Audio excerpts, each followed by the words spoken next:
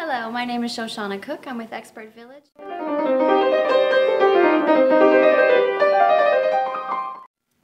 Learning to play by ear is all about hearing a song and be able to play what you hear. But in order to do that, you need to know what chords are making up the song that you want to play. And a good way to do that is to start with a piece of music. So you need a piece of music that has the chords written in. Learn that song with those chords that you know, and then you'll be able to hear those chords in songs that you hear, say, on the radio, and you'll be able to go home and play a basic version until you get really good at it of that song that you like.